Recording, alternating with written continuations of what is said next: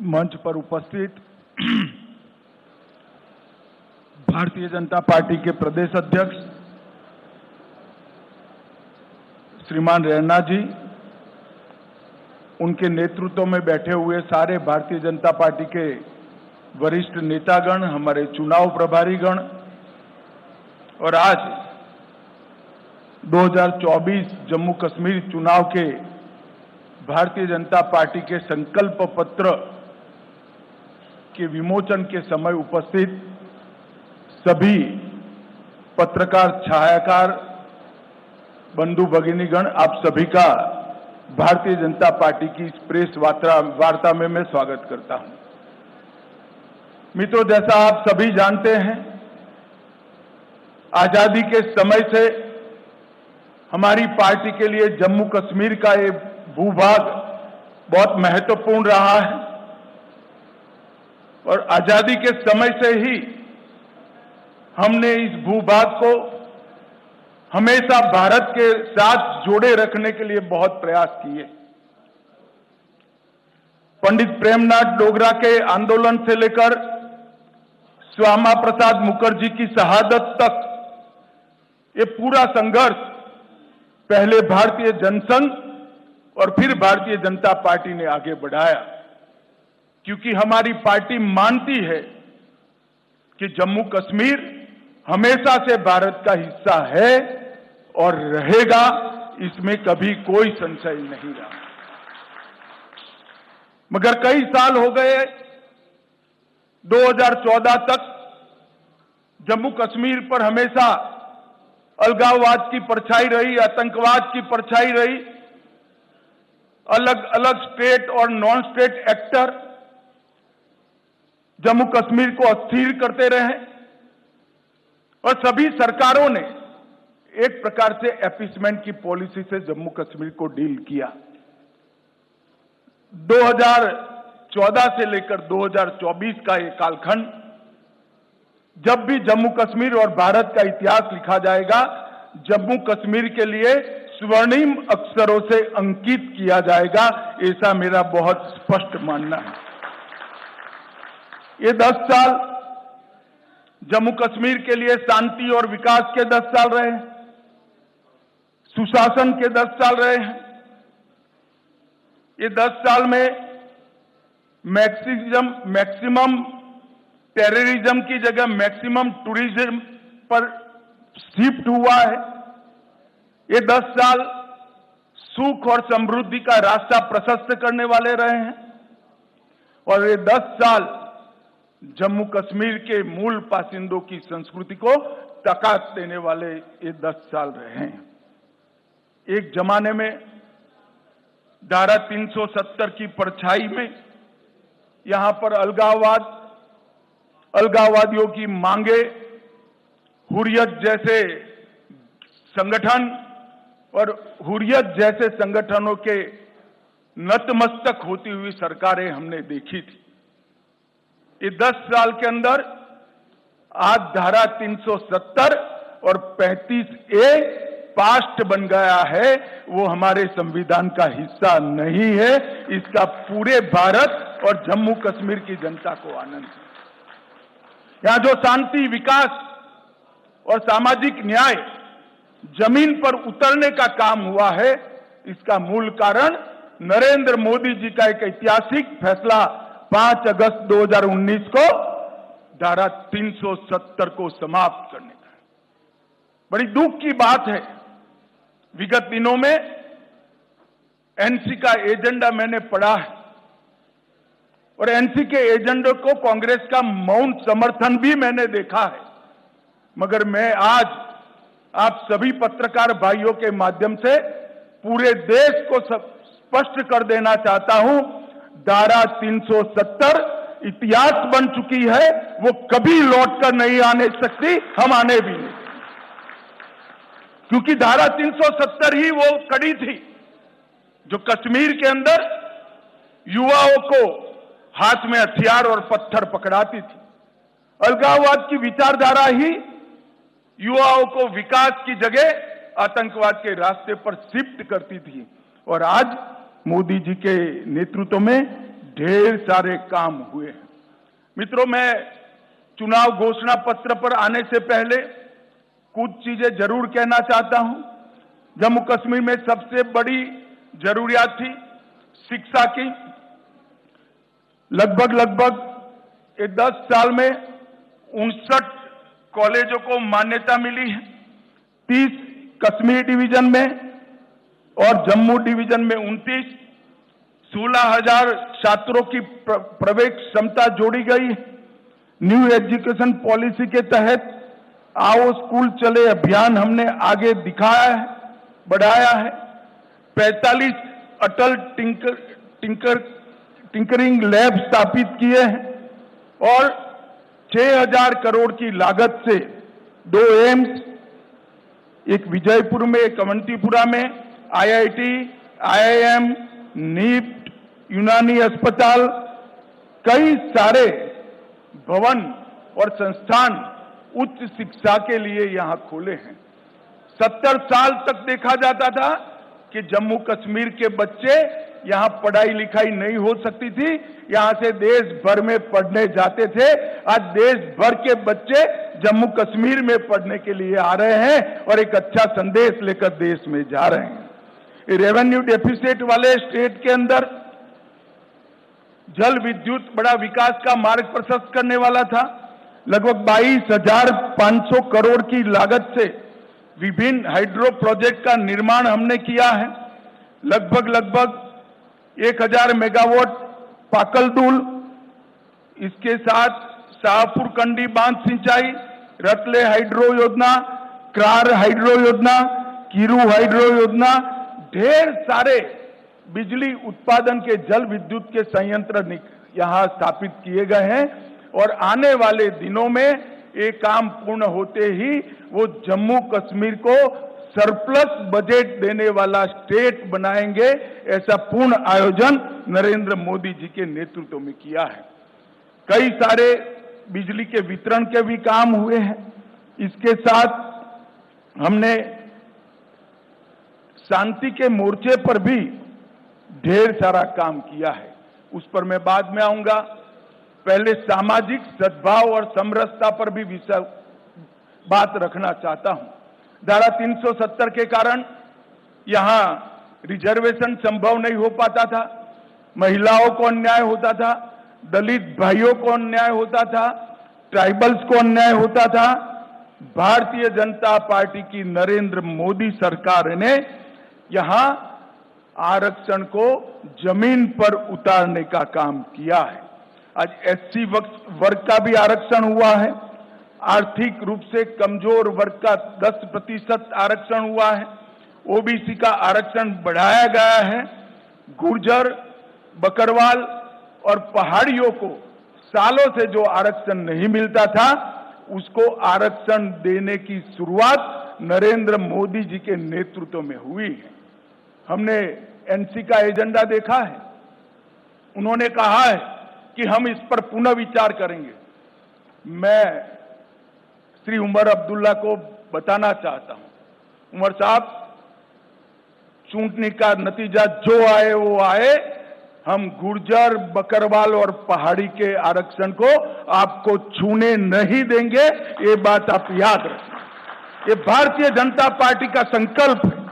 भाई और बहनों, ग्रास रूट डेमोक्रेसी, पहले डेमोक्रेसी 3 परिवारों में सीमित होकर रह गई थी। ना पंचायत चुनाव होते थे, ना तहसील पंचायतें बनती थी, ना जिला पंचायतें होती थी। भारतीय जनता पार्टी की सरकार ने ग्राम पंचायत, तहसील पंचायत, जिला पंचायत और म्यूनिसिपैलिटी के चुनाव कर पंचायती राज को बहाल करने का काम किया है। भारत के बाकी हिस्सों की तरह यहाँ के बच्चे भी भारत के विकास में योगदान भी देंगे और जम्मू कश्मीर में सच अर्थ में स्वर्ग बनाने का काम यहीं के युवा करेंगे। हमने तय किया है कि महिलाओं के उत्कर्ष के लिए कई सारे निर्णय करेंगे। हम मां सम्मान योजना के तहत सबसे वरिष्ठ माता को, घर में एक वरिष्ठ महिला को, बहन को प्रतिवर्ष 18,000 रुपये की सहायता उनके जीवन यापन के लिए देंगे। महिला स्वयं सहायता समूहों के लिए अब तक के बैंक ऋण को हम सहायता देकर माफ करने की योजना करेंगे। उज्ज्वला के सारे लाभार्थियों को 2 एलपीजी सिलेंडर हम मुफ्त देंगे। जम्मू और कश्मीर में पंडित प्रेमनाथ डोगरा रोजगार योजना के तहत 5 लाख रोजगार के अवसर पैदा करेंगे। प्रगति शिक्षा योजना के तहत प्रतिवर्ष डीबीटी के माध्यम से कॉलेज के विद्यार्थियों को 3,000 रुपया ट्रैवलिंग अलाउंस देंगे। जम्मू और कश्मीर के युवाओं को जेकेपीएससी और यूपीएससी की प्रतियोगी परीक्षा में सक्षम बनाने के लिए 2 वर्षों के लिए 10,000 तक की कोचिंग फी का रीएम्बर्समेंट करेंगे। परीक्षा केंद्रों तक ट्रैवल कॉस्ट को हम रीएम्बर्स करेंगे। दूर दराज के क्षेत्रों में उच्चतर माध्यमिक कक्षाओं को जो छात्र छात्राएं हैं, जिसका सबसे बड़ा फायदा पीर पंजाल की और दोनों और पहाड़ी क्षेत्र में रहने वाले लोगों को होने वाला है, उनको हम टैबलेट और लैपटॉप प्रदान करेंगे। जम्मू कश्मीर की अर्थव्यवस्था के विकास के लिए 3 क्षेत्रीय विकास बोर्ड का हम स्थापना करेंगे। पीर पंजाल की जम्मू की ओर सारी संभावना है टूरिज्म को डेवलप करने की, मगर जो स्टेप मदर एटीट्यूड के तहत एनसी के नेतृत्व में घाटी की पीर पंजाल की इस ओर कोई टूरिज्म विकास का काम नहीं हुआ।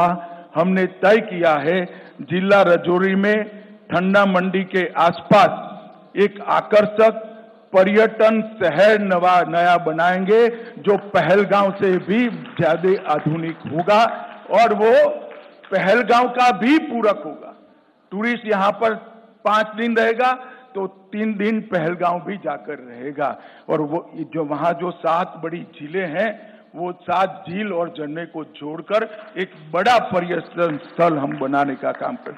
वाटर स्टोर को बढ़ावा देने के लिए श्रीनगर शहर की डल झील और डल झील के विकास से उसको विश्व स्तरीय एक लेक पर्यटन का क्षेत्र बनाएंगे। श्रीनगर के टैटू ग्राउंड में एक बहुत बड़ा एम्यूजमेंट पार्क बनाकर जिसमें बच्चा अगर एक बार घुस गया तो 3 दिन तक वापिस न आए, ऐसा आकर्षक स्थान हम टैटू ग्राउंड के अंदर बनाएंगे। आईटी हब की स्थापना दोनों जगह करेंगे। जम्मू और कश्मीर में स्पेशल इकोनॉमिक जोन आईटी का जम्मू में बनाएंगे। गुलबर्ग और पहलगांव में मॉडर्न टूरिज्म के इंफ्रास्ट्रक्चर से एक्सपांशन करेंगे। उधमपुर में फार्मास्यूटिकल पार्क, किश्तवाड़ में आयुष हर्बल पार्क और इसके साथ साथ तवी रिवर फ्रंट को हम विश्व स्तर का बनाकर जम्मू के पर्यटन को भी बढ़ावा देंगे। रंजीत सागर बांध में झील विकास प्राधिकरण बनाकर रंजीत सागर बांध को भी पर्यटन का क्षेत्र बनाएंगे। हमने एक नई ल्यूक्रेटिव औद्योगिक नीति लाने के कारण जितना इन्वेस्टमेंट 70 साल में हुआ था, इससे 3 गुना इसमें इन्वेस्टमेंट अब तक कश्मीर में हो चुका है, जम्मू कश्मीर में हो चुका है। हम इसको आगे बढ़ाएंगे और जम्मू कश्मीर की 7,000 औद्योगिक नीति आने की पहले की जो मौजूदा इकाइयां हैं, उनके लिए उनकी समस्याओं के समाधान के लिए एक आकर्षक पैकेज लाकर बंद पड़ी सारी इकाइयां फिर से उत्पादन करती हो, इस प्रकार का हम एक पैकेज लेकर आएंगे। बाजारों और कॉमर्शियल कॉम्प्लेक्स पर काम कर रहे छोटे व्यापारियों और दुकानदारों के लिए लीज डीड सालों से इसका नियमितीकरण नहीं हुआ है, हम उसको रेगुलराइज करने का काम करेंगे। अटल आवास योजना में भूमिहीन के लिए 5 मरला भूमि राज्य सरकार की ओर से दी जाएगी और घर बांधने का खर्चा नरेंद्र मोदी जी वहां से भेज रहे हैं, तो गरीब को भूमि भी मिलेगी, घर बनाने का खर्चा भी मिलेगा। यूटिलिटी और पब्लिक सर्विसेज के लिए एक समाधान समस्या बिजली और पानी के बकाया बिलों के लिए एक समस्या समाधान योजना लेकर बकाया बिलों पर हम बड़ी राहत देने का काम करेंगे। हर घर नल से जल में 100% सैचुरेशन करेंगे। प्रधानमंत्री सूर्यघर मुफ्त बिजली योजना में केंद्र की राशि में पर हाउस पर घर 10,000 रुपए की सब्सिडी राज्य की ओर से जोड़ी जाएगी। वृद्धावस्था, विधवा और विकलांगता का जो पेंशन है उसको हम 1,000 से बढ़ाकर 3,000 करेंगे। सरकारी मेडिकल कॉलेज ढेर सारे बनाए, सीटें बढ़ाई है, मगर अब हम चाहते हैं कि बाहर के बच्चे भी यहां पढ़ने आए, तो अतिरिक्त 1,000 नई सीटों की बढ़ोतरी सिर्फ आने वाले 3 साल के अंदर भारतीय जनता पार्टी की सरकार करेगी। पीएम किसान निधि मोदी जी 6,000 रुपया हर किसान को भेज रहा है, ये भेज रहे हैं, उसमें हम 6,000 के साथ और 4,000 जोड़कर हर किसान को 10,000 रुपया मिलने की बात करेंगे।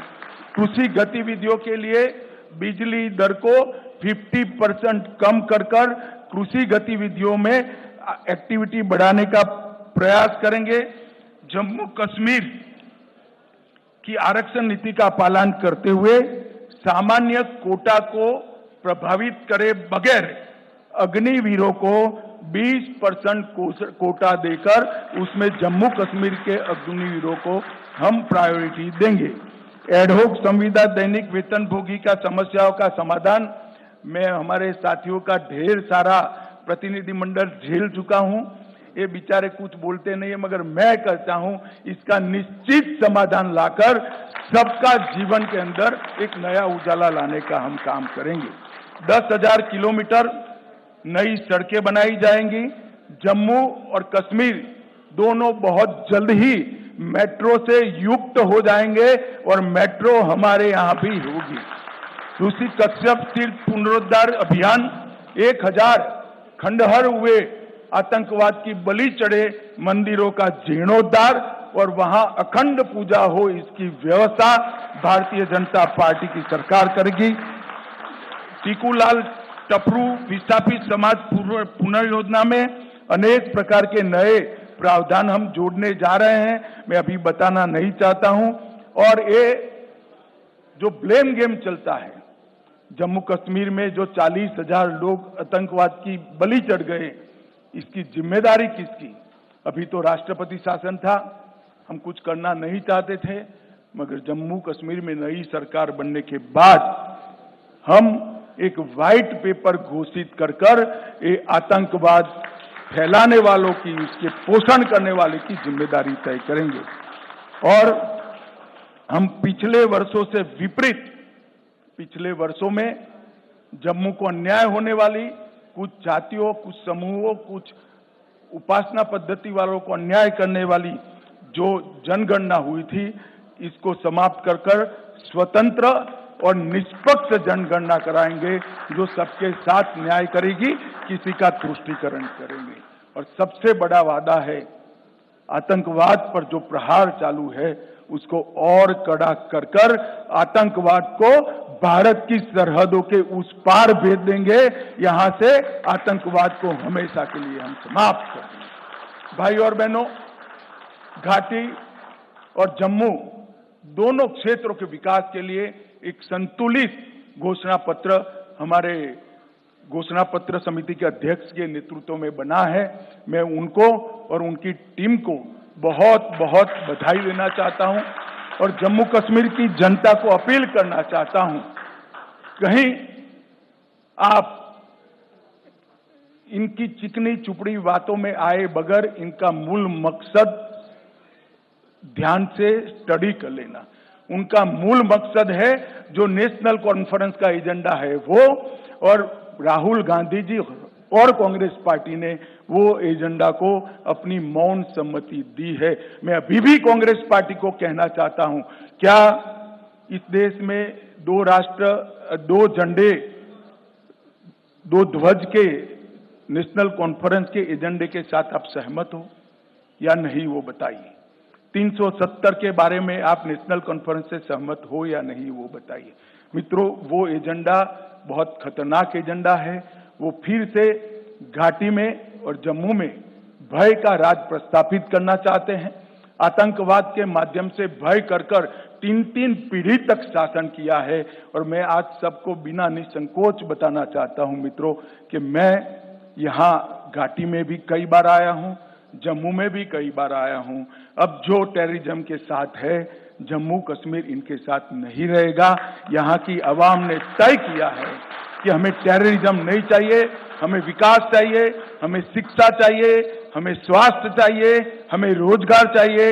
वो केवल और केवल भारतीय जनता पार्टी दे सकती है, नरेंद्र मोदी जी दे सकते हैं और कोई नहीं दे सकता। अतः मैं जम्मू और कश्मीर दोनों क्षेत्रों की जनता को करबद्ध निवेदन करना चाहता हूं, एक 5 साल मोदी जी को दे दीजिए, हमारी सरकार बनाइए। हम जम्मू कश्मीर को देश के सबसे विकसित प्रदेशों में शुमार करना चाहते हैं। वो हमारा मादा भी है, हिम्मत भी है, कार्य योजना भी है और हमारा पास्ट रिकॉर्ड भी है। मुझे विश्वास है जम्मू कश्मीर की जनता का हमें आशीर्वाद मिलेगा। आप सभी का बहुत बहुत धन्यवाद।